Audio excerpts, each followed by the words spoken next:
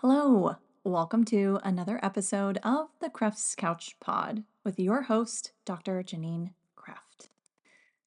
Today, we are going to talk about that your brain can't tell the difference between a real or an imagined experience. And here is how you're going to use that to your advantage, right? Usually we think it's to our disadvantage, but what if you used it intentionally? So, what if I told you that your brain has been lying to you this entire time?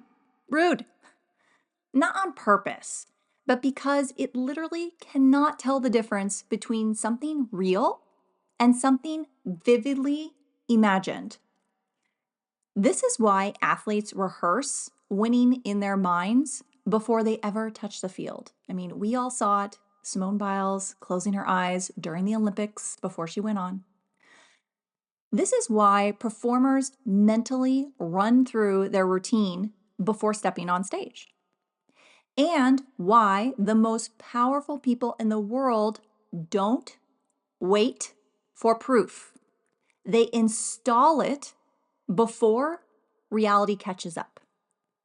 So today, I'm going to show you how to use this to your advantage so you can install certainty and move faster than you thought was possible. First, let's talk how your brain processes reality. So, your subconscious doesn't know the difference between something happening and something imagined vividly enough.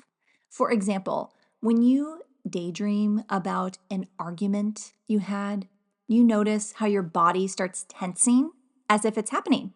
And then you start to build a bunch of frustration momentum and think about all the other things that are ticking you off. So, when you recall a past experience, your brain fires the exact same neural pathways as when you lived it. So, this is not just mindset woo, it's neuroscience. So, the big realization for me with this is that if our brain responds to what I focus on, then reality isn't just happening to me. I'm programming it moment by moment by moment. I mean, think about all the thoughts you're having in a day, all the images, things that you focus on during the day.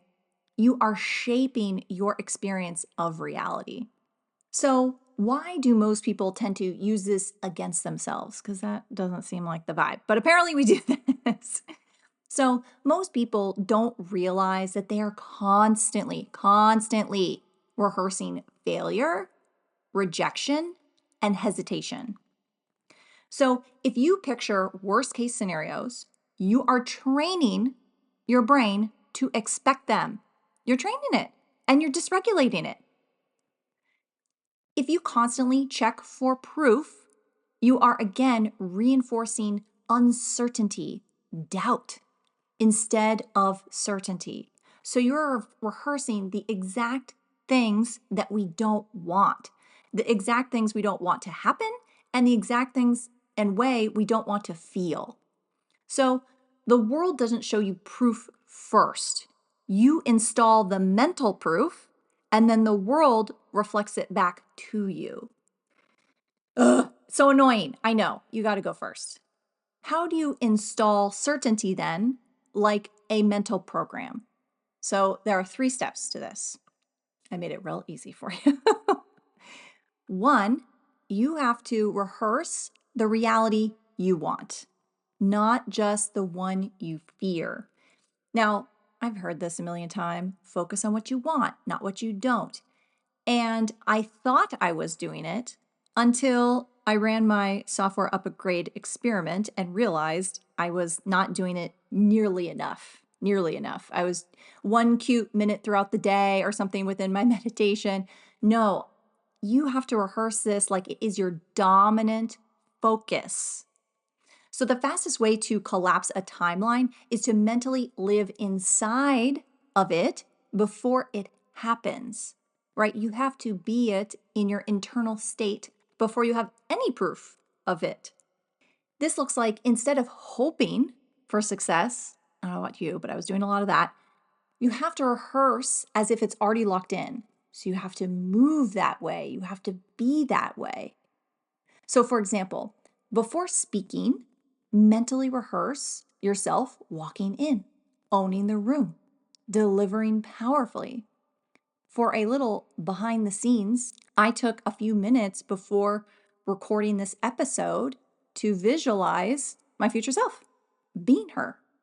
And I was seeing how would I energetically show up?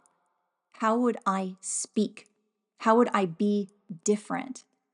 And I would imagine you can already feel, if you've listened to this podcast for any length of time, you can already feel the subtle shifts energetically in how I'm speaking to you because I am internally activating myself. And so, my proof so far from this experiment, because it's been almost 30 days, I would say now, or like 25, my proof is that I feel so much different. I immediately emotionally felt better, but then pretty quickly after that, the confidence started to raise, the clarity flooded in, this whole unraveling of the certainty download came to me. My life has completely changed, I would say, at an energetic level, and I am very excited to see what unfolds. But I digress. Back to step 2. You have to move as if it's already done. It's done. It's done. Athletes don't visualize just to feel good, although we like that, right? We want to feel good. That is the fulfillment piece, that is the alignment piece. But they train their body to respond automatically. So athletes are practicing physical moves over and over again, so their body becomes familiar with it. Then it's the same way how you practice internally in the mind so that the neural pathways are firing automatically in the way you want. So if you move like somebody who already has certainty, your reality is going to reorganize to match it. And that's exactly what happened to me because that's when the clarity came for me with this new direction in my content, way of being, what I'm creating here is huge. It's huge. If you're following on social, I am creating this program called Magnetic Mastery, and it is my life's work. I know it. I know it. And I, for years, was seeking it out, searching for it, looking for it, waiting. But it wasn't until I installed the certainty, the being of my future self who already had it, is when the download came through. So, how would you move today if you already had the result? That's it. And then lastly, number 3, you have to starve hesitation and train instant decisions.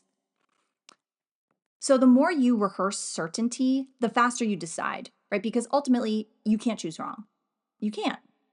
Because you know, A, if you can't choose wrong, and B, you don't have control over everything, that means you can always adapt, pivot as needed.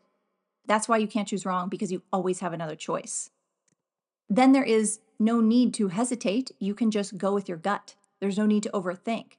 This can even look like micro pauses in yourself. Oh, should I choose this day or this day to post the email? I don't know. Well, maybe it's maybe that. You are telling the universe that you are doubtful.